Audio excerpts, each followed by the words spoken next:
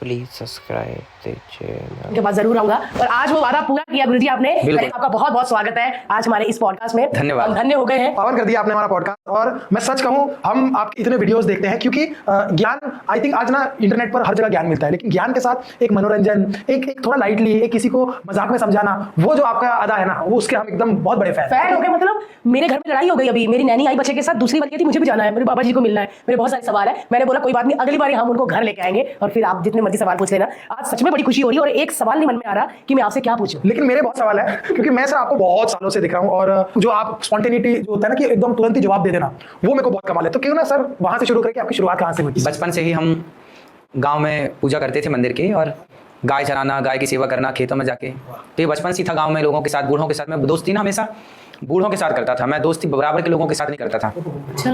क्योंकि बराबर के लोगों के साथ करोगे तो आपका नॉर्मल ज्ञान, बच्चों का कितना ज्ञान होता है, लेकिन आप एक उम्र दराज व्यक्ति से यदि दोस्ती करते हैं तो उसका जो अनुभव है, बड़े लोग जब बातें करते हैं, तो मेरे फैन जितने भी रहे, दोस्त रहे जितने भी, वो कोई 40 साल का, कोई 50 साल का, कोई 60 साल का बूढ़ा, बूढ़ों के संग बैठता था, तो उनके साथ अच्छा ज्ञान मिलता था।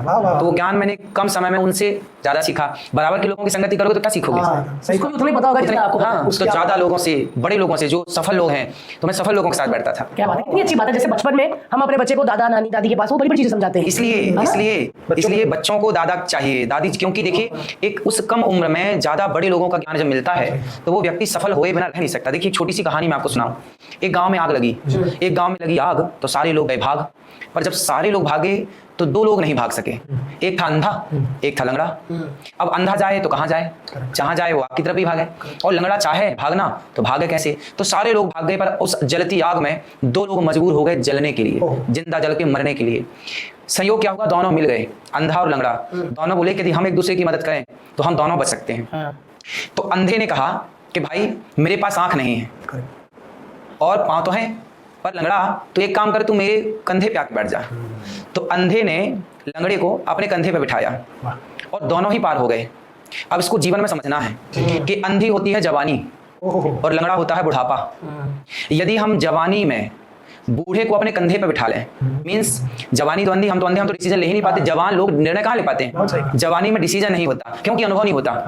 अनुभव किससे होता है? बूढ़ों को, और बूढ़े हो जाते हैं बुढ़ापे में लंगड़े, मींस धीरे धीरे चलना, लाठी लेके चलना। इसलिए बूढ़ों को अपने कंधे पे बिठाना, मींस अनुभव हो बूढ़ों का और चाल हो जवानी की, तो संसार की आग से पार हो जाएंगे। बड़े से बड़ा डिसीजन लेके आप अपने लक्ष्य तक पहुंच जाएंगे। क्या बात है। क्योंकि आजकल की पीढ़ी का ये बात हो गया कि वो बड़े बूढ़ों को, जिनको मोबाइल चलाना नहीं आता है, जिनको इंटरनेट नहीं पता, उनको बेवकूफ समझने लगते हैं कि मम्मी पापा को तो अकल ही नहीं है। लेकिन मम्मी पापा को जो अकल है वो आपको तब आएगी जब आप उनकी उम्र के होंगे। बिल्कुल।